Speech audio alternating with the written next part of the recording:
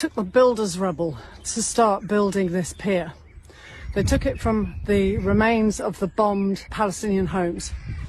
So they stole, basically, the stone that these houses were made of. They bombed them, and then they collected up the rubble and started to build a port.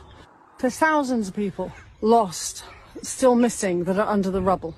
So when you manage to get an excavator and you take it to these places and you pick up all of this rubble and then you cart it all the way down the Seacoast Road to build this pier, in that will be the remains of Palestinians who are still missing. When you walk on this pier, you're going to be walking literally on the remains of Palestinian people. You're going to be walking across a pier, or driving, which is more to the point, over the remains of the dead, who never got a burial, who never got named, and who never got rescued. Children, the skulls of children will be amongst this rubble. A road of the dead.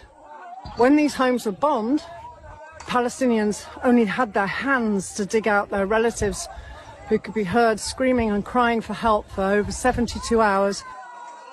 Both the Israelis and the Americans said, oh, no, we can't get you any excavators, we can't get any bulldozers, we can't get you. The civil defense teams didn't have the equipment to pull these people out from underneath the concrete.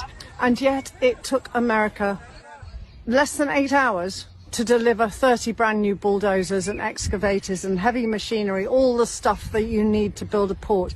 When the Palestinians were crying to get their relatives out, the Israelis had torched all of the civil defense equipment, so there were no bulldozers. They died crushed to death, slowly and in a lot of pain, screaming and crying for help for over 72 hours. Just think about that. But in 8 hours, the Americans are able to suddenly deliver a whole brand new range of bulldozers and excavators. They can do that to build a port, but they can't do it to save the lives of hundreds of Palestinian people. So that kind of crosses out the word humanitarian. You're talking about, oh, this is a humanitarian port. Well, it wasn't very humanitarian to deny the Palestinians the bulldozers that you've been able to ship from Cyprus within 8 hours. Those people lay there for 72 hours waiting to be rescued under the rubble of their homes, but you couldn't get a bulldozer out for them. Gaza's beach, the place that all Palestinians go in the hot weather, the place they swim, where children have flown kites, where they gallop their horses up the beach. There's wedding venues, there were restaurants and cafes. People flocked to the beach in the summer to cool themselves down and use the beach as a way to get away from the misery and suffering in the colder months. What about the fishing industry? It's gone. The beach is controlled. It's taken over by American troops and mercenaries being paid, private firms being paid to secure the area.